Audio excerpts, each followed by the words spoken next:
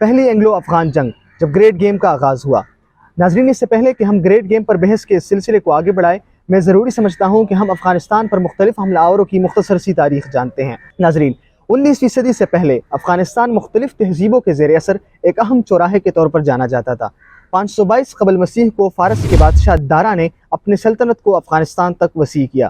پھر اس کے بعد 330 قبل مسیح تک یہ صورتحال برقرار رہی اور پھر چنگیز خان نے فارس اور افغانستان پر قبضہ کیا۔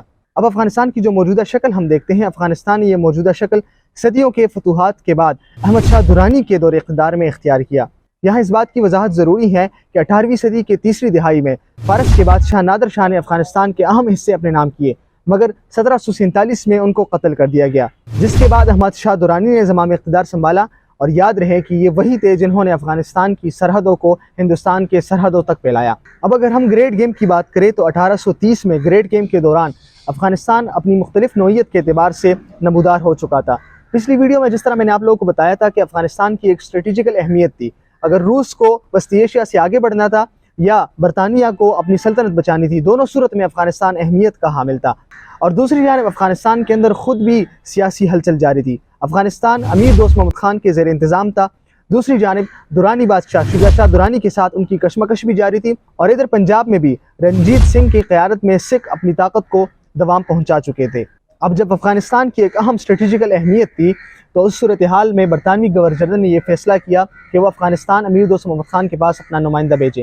انہوں نے اپنا نمائندہ بھیجا تاکہ امیر دوست محمد خان کی معاونت حاصل کیا جائے۔ دوسری جانب سکھوں نے بھی امیر دوست محمد خان کے ایک اہم اسٹریٹجیکل پوائنٹ یعنی پشاور پر قبضہ کر لیا تھا، اس لیے امیر دوست محمد خان کا ارادہ تھا کہ وہ برطانیہ کے ساتھ معاہدہ کریں گے، لیکن اس شرط کی بنیاد پر کریں گے جب برطانیہ اس بات پر راضی ہو جائے کہ وہ اس اسٹریٹجیکل پوائنٹ یعنی پشاور کو واپس لینے کی مشترکہ کوشش میں افغانستان کا ساتھ دیں۔ لیکن اس کے بجائے برطانوی گورنر جنرل نے سکھوں کے ساتھ اتحاد کو یعنی رنجیت سنگھ کے ساتھ اتحاد کو ترجیح دی۔ اب یہ ساری کشمکش چل رہی تھی اور یہ صورتحال بھی زیادہ دیر تک برقرار نہیں رہی۔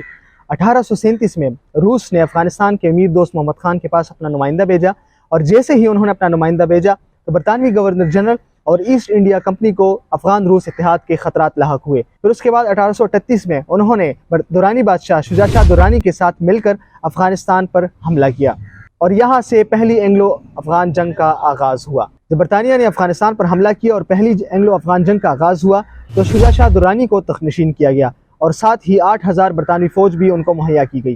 اب یہاں پر یہ بات تو طے تھی کہ برطانوی فوج کے بغیر شجاع شاہ زیادہ دیر اقتدار کی کرسی نہیں سنبھال سکتے، اور بالکل یہی ہوا جب مختلف مہمات کے بعد اور افغانستان میں برطانیہ کی ناکام آبادکاری کی کوشش کے بعد آخر میں ان کو شکست سے دوچار ہونا پڑا، اور 1843 کو امیر دوست محمد خان نے دوبارہ بحیثیت امیر اقتدار سنبھالا۔